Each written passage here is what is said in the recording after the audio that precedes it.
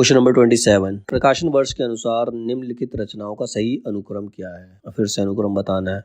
पहला दे रखा है भारत की भाषा समस्या, सेकंड मार्क्स और पिछड़े हुए समाज, थर्ड प्रेमचंद्र और उनका युग, चौथा भारतेंदु युग और हिंदी भाषा का विकास परंपरा। तो सबसे पहले आएगा रचना काल के अनुसार देखेंगे तो प्रेमचंद और उनका युग। सबसे पहले प्रेमचंद ही आए थे, प्रेमचंद और उनका युग 1952।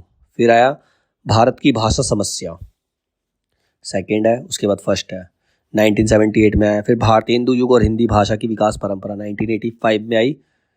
फिर मार्क्स और पिछड़े हुए समाज 1986। इन सभी रचनाओं का रचनाकार जो है डॉक्टर रामविलास शर्मा है। सारी रचनाएं किसकी हैं? डॉक्टर रामविलास शर्मा की रचनाएं हैं। तो उसका सही आंसर है सी। इसका सही आंसर है सी 3142। ठीक है। क्वेश्चन नंबर 28, नीचे दो कथन दिए गए हैं, एक अभिकथन के रूप में लिखित है तो दूसरा उसके कारण के रूप में। जैसे कि पहले क्वेश्चन में था, तो अभिकथन क्या कहता है कि नाटक का एक उद्देश्य जनोपदेश है। नाटक का एक उद्देश्य जनता को उपदेश देना है। इसका कारण क्या है? क्योंकि नाटक में उपदेश के सिवा कोई और बात नहीं हो सकती। तो ये तो गलत है, नाटक में उपदेश के अलावा और कुछ भी हो सकता है। तो इसके अनुसार सही विकल्प क्या होगा? तो सही का सही आंसर है सी। ए सत्य है लेकिन आर जो है वो असत्य है। मतलब नाटक का एक उद्देश्य जनोपदेश है, ये सही है, लेकिन नाटक में उपदेश के अलावा कोई बात नहीं हो सकती, तो ये कारण गलत। ए सत्य है और आर जो है वो असत्य है। ठीक है। क्वेश्चन नंबर 29, अब इसमें भी दो सूची दे रखी है, इसमें भी दो सूची दे रखी है।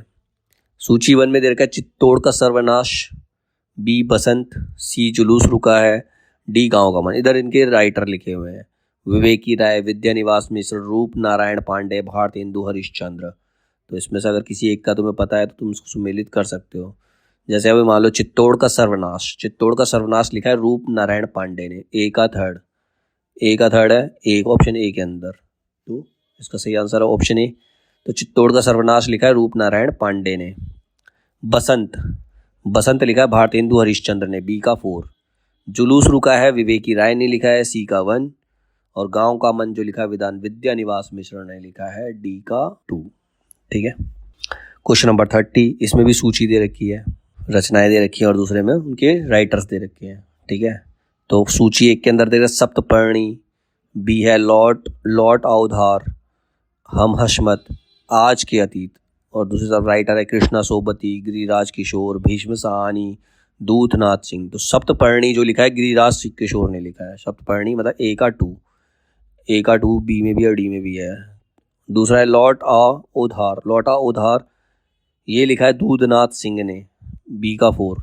ए का 2, बी का 4, तो आंसर ऑप्शन सही है डी। हम हशमत, ये कृष्णा सोबती ने लिखा है, सी का 1। आज के अतीत भीष्म साहनी ने लिखा है, डी का 3। क्वेश्चन नंबर 31, जितनी सफलता भारतेंदु युग के लेखक को निबंध रचना में मिली उतनी कविता और नाटक में नहीं मिली, ये कथन किसका है?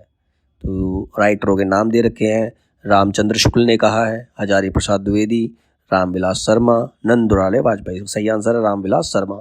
जितनी सफलता भारतेंदु युग के लेखकों को निबंध रचना में मिली उतनी कविता और नाटक में नहीं मिली, यह कथन रामविलास शर्मा का है। रामविलास शर्मा मार्क्सवादी आलोचक हैं।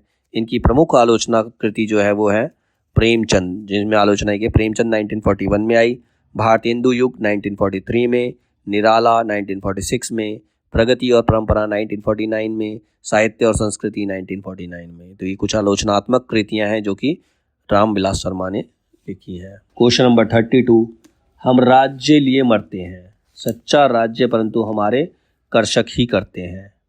इस प्रसंग में उर्मिला का कौन सा विचार सही नहीं है? ए, सामंती समाज में स्त्रियां मर्यादा के नाम पर घर की 4 दीवारी में कैद होती हैं। बी, किसान स्त्रियां अपने पतियों के साथ स्वतंत्रता पूर्वक विचरण करती हैं। सी, किसान राज समाज में अधिक सुखी है। डी, राज्य सुख भाग्यशाली लोगों को प्राप्त होता है। इसका सही आंसर है यही है डी, हम राज्य के लिए मरते हैं, सच्चा राज्य परंतु हमारे कर्षक ही करते हैं। मतलब सच्चा राज्य कौन करते हैं? जो राज परिवार से रिलेटेड। तो राज सुख भाग्यशाली लोगों को प्राप्त होता है। इस प्रसंग में उर्मिला का यह विचार राज्य सुख भाग्यशाली लोगों को प्राप्त होता है सही नहीं है, ये विचार सही नहीं है, बाकी सारे विचार ठीक है। ये उपयुक्त काव्य पंक्ति मैथिली शरण गुप्त द्वारा रचित साकेत महाकाव्य के नवम सर्ग से उद्धृत है। तो इसमें उर्मिला के बारे में ही लिखा गया। तो ये जो कविता है वो है साकेत, लिखी है मैथिली शरण गुप्त ने, 9वें सर्ग में ये लाइनें लिखी हुई। ठीक है। क्वेश्चन नंबर 33, निम्नलिखित में से कौन सा तद्भव नहीं है? तद्भव संस्कृत से रिलेटेड। ए राय, बी खेत, सी दाइना, डी कवि। डी जो है हिंदी शब्द, हिंदी का वर्ड है, कवि जो है हिंदी का वर्ड, तो इसमें तद्भव शब्द नहीं है ये। तो कवि तद्भव शब्द नहीं है, ये तत्सम शब्द है। अन्य तद्भव शब्दों का तत्सम शब्द निम्न है। राय का मतलब होता है राजा, खेत का मतलब होता है क्षेत्र, दाहिना का मतलब होता है दक्षिण। कवि का कुछ नहीं होता, तो इसलिए कवि जो है वो तद्भव शब्द नहीं है। ठीक है। क्वेश्चन नंबर 34, अब इसमें भी अभिकथन और उसका रीजन दे रखा है। नीचे दो कथन दिए गए हैं, एक अभिकथन के रूप में लिखित है तो दूसरा उसके कारण के रूप में। अभिकथन ए, स्त्री विमर्श स्त्री अस्मिता का समर्थन करता है। स्त्री विमर्श स्त्री अस्मिता का समर्थन करता है, उसके बारे में बात करना, मतलब उसकी अस्मिता है, कुछ उसका अस्तित्व है। और उसका रीजन क्या है? क्योंकि स्त्रीतर अस्मिता का परम विरोधी है। क्योंकि स्त्रीतर अस्मिता का परम विरोधी है। तो इसमें बताना है ए और आर दोनों सत्य हैं, आर ए की सही व्याख्या है। ए और आर दोनों सत्य हैं लेकिन आर ए की सही व्याख्या नहीं है। ए सत्य है लेकिन आर असत्य है। ए सत्य असत्य है लेकिन आर सत्य है। इसमें भी आंसर सी है। ए सत्य है, आर असत्य है। पहली बात सही है, स्त्री विमर्श स्त्री अस्मिता का समर्थन करता है। दूसरी बात इसने रीजन क्या दिया? क्योंकि स्त्रीतर अस्मिता का परम विरोधी है, ऐसा नहीं हो सकता। तो जो सेकंड इसका रीजन है वो गलत है। तो उसका सही आंसर क्या है? ए सत्य है लेकिन आर जो है वो असत्य है। क्वेश्चन नंबर 35, अगय के उपन्यासों के पात्र। अब अगय के उपन्यासों के पात्र कौन कौन है? इसमें कौन सा पात्र बने? ए राधिका, सेकंड भुवन, सी सरस्वती और प्रशांत। चार नाम दे रखे, राधिका, भुवन, सरस्वती, प्रशांत। तो कौन लोग जो उसके पात्र हैं? तो अगय के उपन्यासों के प्रमुख पात्र भुवन और सरस्वती है। ठीक है, तो उसका सही आंसर है सेकंड और थर्ड, सी।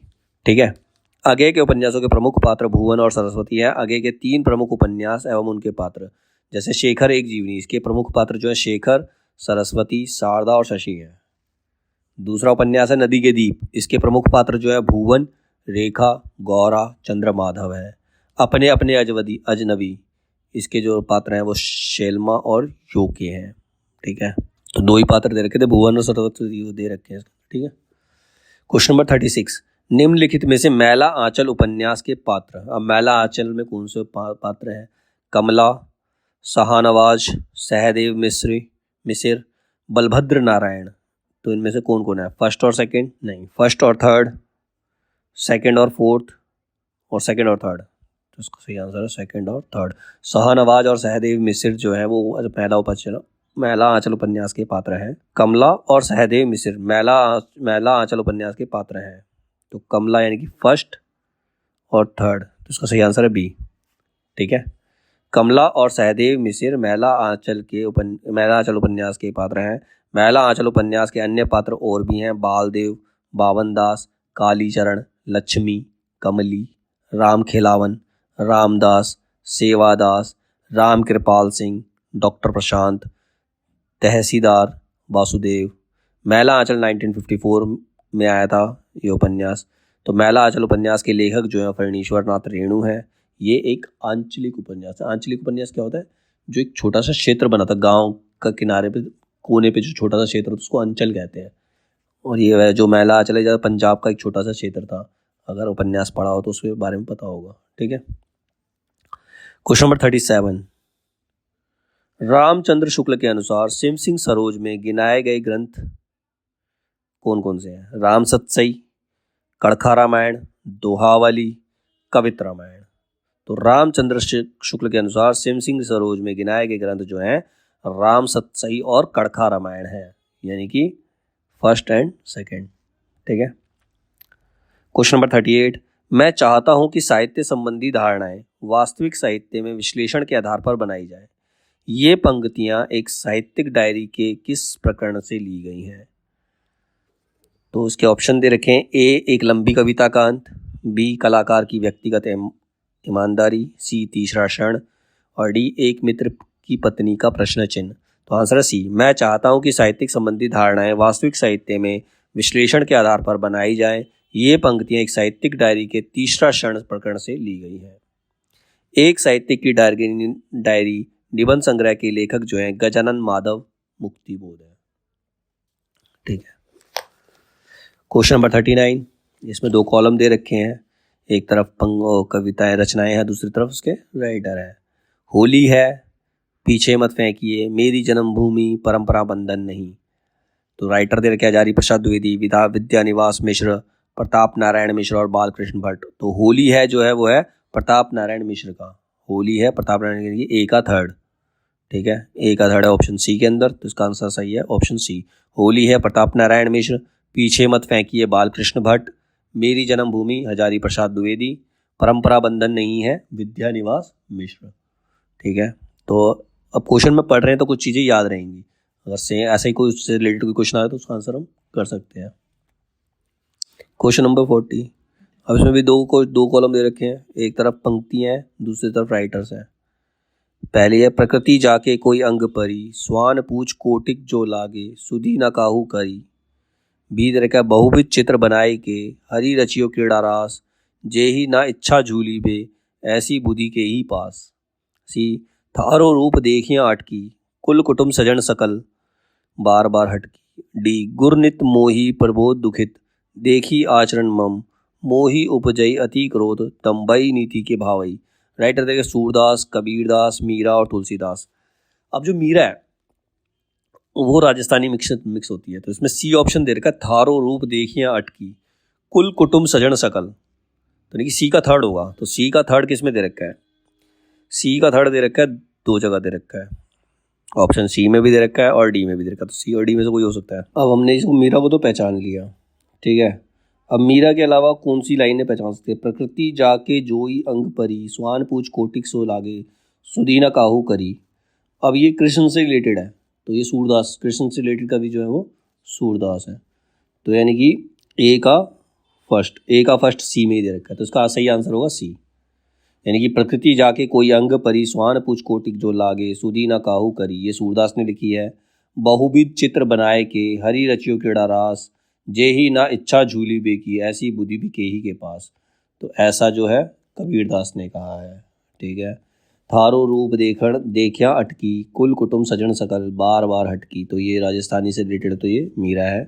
गुरुनित मोही प्रबोध दुखित, देखी आचरण मम, मोही उपजई अति क्रोध, दम्भई नीति के भावई। तो ये तुलसीदास, ठीक है। Question number 41। पुरुरवः पुरुस्त परेही, दुरापना वात इवाम सुमी। उर्वशी का तृतीय अंक इस बीज भाव पर केंद्रित है, इसका स्रोत क्या है? मतलब ये जो बीज भाव है कौन से स्रोत से निकला हुआ है?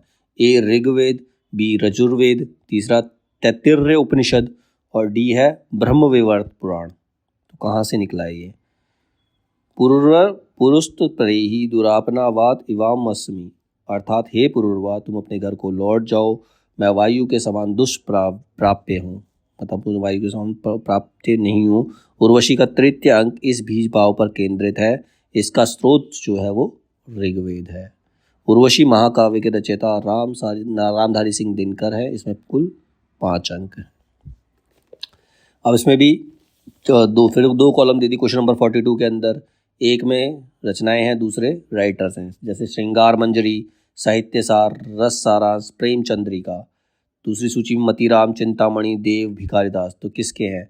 श्रृंगार मंजरी जो है वो चिंतामणि ने लिखी है, ए का 2। साहित्यसार मतीराम ने, बी का फर्स्ट। रस सारांश भिखारीदास ने, सी का 4 और प्रेम चंद्रिका देव ने लिखा है, डी का 3। तो उसका सही ऑप्शन जो है वो है बी, ठीक है। निम्नलिखित में से कौन सी भाषा आर्य भाषाओं में शामिल नहीं है? 4 दे रखी है, यूनानी, लैटिन, फारसी, अरबी। तो उसका सही आंसर है अरबी। अरबी भाषा आर्य भाषा में शामिल नहीं है, जबकि यूनानी, लैटिन और फारसी आर्य भाषा वर्ग में शामिल है। निम्नलिखित में से कौन से उपन्यास अमृतलाल नागर द्वारा रचित नहीं है? अमृतलाल नागर द्वारा रचित कौन से उपन्यास नहीं है? उधर का सीमाएं टूटती नहीं, एकदा नेमिषारण्य, तीसरा शतरंज के मोहरे और चौथा कथा कहो उर्वशी। तो उसका सही आंसर है सीमाएं टूटती नहीं तथा कथा कहो उर्वशी उपन्यास अमृतलाल नागर द्वारा रचित नहीं है। सीमाएं टूटती है उपन्यास के लेखक श्री लाल शुक्ल, कथा कहो उर्वशी उपन्यास के लेखक देवेंद्र सत्यार्थी हैं। अमृतलाल नागर द्वारा रचित उपन्यास एकदा नैमिषारण्य, शतरंज की मोहरे, अमृत और विष, 7 घूंघट वाला मुखड़ा, मानस का हंस, नाच्यो बहुत गोपाल तथा खंजन नयन आदि हैं। क्वेश्चन नंबर 45, विष्णुकांत शास्त्री के संस्मरण सुधिया उस चंदन के वन की का शीर्षक किस कवि की कविता से प्रेरित है? ए. सर्वेश्वर दयाल सक्सेना, बी. रघुवीर सहाय, गिरिजा कुमार माथुर और कीर्ति चौधरी। विष्णुकांत शास्त्री के संस्मरण सुधिया उस चंदन के वन की गिरिजा कुमार माथुर की कविता मंजीर से प्रेरित है। किससे प्रेरित है? गिरिजा कुमार माथुर की कविता मंजीर से प्रेरित है। गिरिजा कुमार माथुर के प्रमुख काव्य संग्रह है मंजीर, नाश और निर्माण, धूप के धान, शिलापंख चमकीले, छाया मत छूना मन, साक्षी रहे वर्तमान, मैं वक्त के हूँ सामने आदि। अब क्वेश्चन नंबर 46, इसके अंदर भी कथन दे रखा है, उसका रीज़न दे रखा है, अब बताना उसके बारे में। एक अभी कथन है और दूसरा उसका रीज़न है। तो अभी कथन क्या है? दलित विमर्श का वैचारिक आधार बाबा साहेब अम्बेडकर का दर्शन है। ये सही है। रीज़न है क्योंकि अम्बेडकर दर्शन पर मात्र दलित विमर्श विचार कर सकता है। ऐसा नहीं है, ये सही नहीं है। आर सत्य नहीं, इसका आंसर भी सही है, सी ही है, मतलब ए सत्य है। दलित विमर्श का वैचारिक आधार बाबा साहब अम्बेडकर का दर्शन है। इसका रीज़न दे रखा है क्योंकि अम्बेडकर दर्शन पर मात्र दलित विमर्श विचार कर सकता है। ऐसा जरूरी नहीं है कि वो दलित तक विचार विमर्श करता, तो ये गलत है। तो ए सत्य है और आर असत्य है। ठीक है। क्वेश्चन नंबर 47, मुख कमल समीप सजे थे, दो किसले से पुरिन के, जल बिंदु सदृश ठहरे कब उन कानों के दुख इनके। इस छंद में प्रेयसी के किस गुण का प्रवृत्ति का वर्णन है? प्रेयसी क्या कहना चाहती है? मुख कमल समीप सजे थे, दो किसले से पुरिन के, जल बिंदु सदृश ठहरे कब उन कानों के दुख किनके। इसमें प्रेयसी रूपवती है, प्रेयसी के लिए उपयुक्त उपमान नए हैं, प्रेयसी निर्दयी है, प्रेयसी प्रिय के अनुकूल नहीं है। इसका आंसर है सी, प्रेमिका प्रेयसी जो है वो निर्दयी है। ठीक है। मुख कमल समीप सजे थे, दो किसले से पूर्ण के, जल बिंदु सदृश ठहरे कब उन कानों के दुख किनके। इस छंद में प्रेयसी के निर्दयता है के गुण का प्रवृत्ति का वर्णन हुआ है। प्रस्तुत पंक्तियां जयशंकर प्रसाद की कविता आंसू से ली गई है। ठीक है। तो आंसू जो है वो जयशंकर प्रसाद ने लिखी, याद रखना। क्वेश्चन नंबर 48, निम्नलिखित में से कौन सा पात्र मूर्धैया के रचनाकार के परिवार से संबंधित नहीं है? ए मुन्नर, बी सोमर, सी सुदेशर और डी मुनेसर। सुदेशर पात्र मूर्धैया के रचनाकार के परिवार संबंधित नहीं है। मूर्धैया आत्मकथा के लेखक तुलसीराम हैं। इसके पात्र मुन्नर, सोमर, मुनेसर मूर्धैया के रचनाकार के परिवार संबंधित हैं। क्वेश्चन नंबर 49, चंद्रगुप्त नाटक के किस चरित्र की बात पर प्रतिक्रिया व्यक्त करते हुए चाणक्य ने कहा था, मेरे पास पाणिनि में सिर खपाने का समय नहीं, भाषा ठीक करने से पहले मैं मनुष्यों को ठीक करना चाहता हूँ। किसकी बात पर उसने ये कहा था? ए राक्षस, बी सिंगरण, सी एनिसाक्रेटिज और डी वररुचि। तो ये पढ़ा हुआ है, वररुचि के बारे में कहा था उसने। ठीक है, जब वररुचि से बात कर रहा था। चंद्रगुप्त नाटक में वररुचि की बात पर प्रतिक्रिया व्यक्त करते हुए चाणक्य ने कहा था, मेरे पास पाणिनि में सिर खपाने का समय नहीं, भाषा ठीक करने से पहले मैं मनुष्यों को ठीक करना चाहता हूँ। चंद्रगुप्त नाटक के जो लेखक हैं ये जयशंकर प्रसाद है। इस नाटक के प्रमुख पात्र जो है सिंगरण, आम्भिक, पर्वतेश्वर, राक्षस, मालविका, अलका, कार्नेलिया, सुवासिनी, एनिसाक्रेटिज और सेल्यूकस आदि हैं। क्वेश्चन नंबर 50, ब्रज भाषा में लिखी हुई टीकाओं की सूची में कौन सी असंगत है, मतलब कौन सी इससे मेल नहीं खाती? जैसे बिहारी सतसई की टीका भगवान दीन, कवि प्रिया की टीका हरिचरण दास, रामचंद्रिका की टीका जानकी प्रसाद, रसिक प्रिया की टीका ईश्वरी प्रसाद नारायण। तो आंसर है डी, ब्रज भाषा गद्य में लिखी हुई टीका की सूची में रस प्रिया की टीका ईश्वरी प्रसाद नारायण असंगत है। ब्रज भाषा गद्य में लिखी टीकाओं का संगत युग्म ऐसे हैं, बिहारी सतसई की टीका भगवानहीन की है, कवि प्रिया की टीका जो है हरिचरण दास की है, रामचंद्रिका का टीका जानकी प्रसाद और रसिक प्रिया की जो टीका है वो सुरती मिश्र की है।